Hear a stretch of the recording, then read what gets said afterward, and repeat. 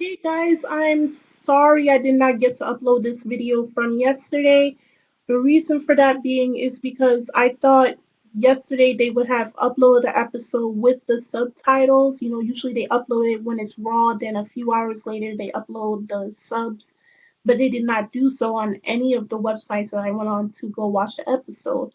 So I came here onto YouTube and realized that they uploaded episode one already about a week or two ago. But I do want to say that if you go on the fall season lineup, season two of Diabolical Lovers started yesterday. So the episode that you've seen basically was the pre-showing of episode one.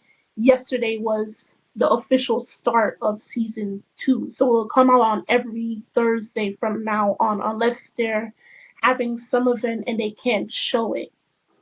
Now, that being said, this episode seemed pretty tame to me compared to season one. I did see season one about 2 years ago or such when it came out.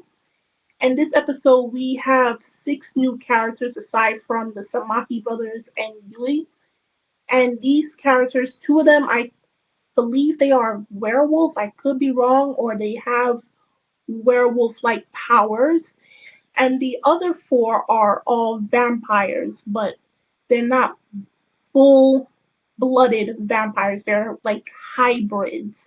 Because in the episode, Reiji explained that by their smell, they're hybrids. They're not fully vampires. And from my knowledge throughout the years of vampires, a full blooded vampire, a pure blood vampire, they have inhumane strength, speed, and they have particular powers for each individual pure blood. If you're a hybrid, which I assume that they probably are born most likely from a human mother and a vampire father. They don't have the highest of powers. They're not as strong as a pure blood, but they are stronger than that of a normal human. So Yui is in a bad situation regardless.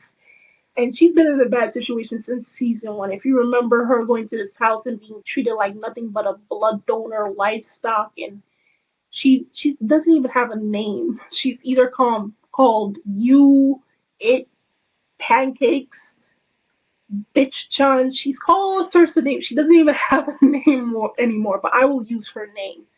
But with these six characters, especially these four individual characters that we've seen, I'm thinking they're gonna take the spotlight this season. So if you want the spotlight for the Samaki brothers, I suggest you watch season one if you did not already.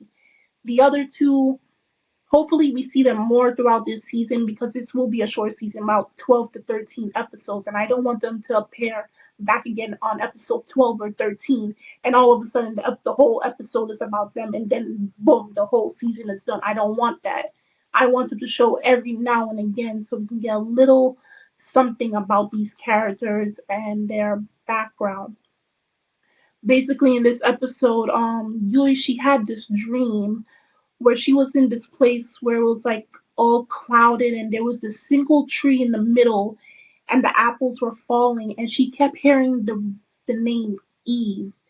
And if you are someone who's into religion, this may be like a metaphor to you.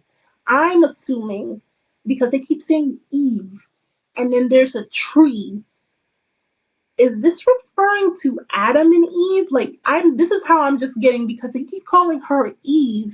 And then when she met them after the car crash that happened, they caused a car crash with her and the brothers, the Samaki brothers. The one with the bluish hair called her Eve. And then when she was in the garden back at the household, they found her and kidnapped her from there. And he referred to her as Eve once again.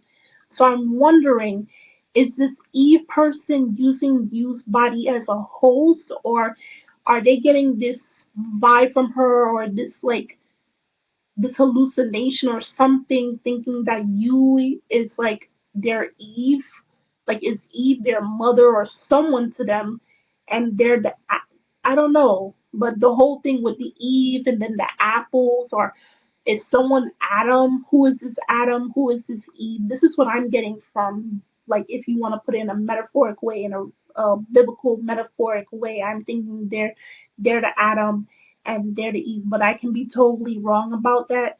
Also, no spoilers. If you've played the game, don't spoil anything, and don't spoil anything for people who did not watch season one. I want them to see season one and then see season two.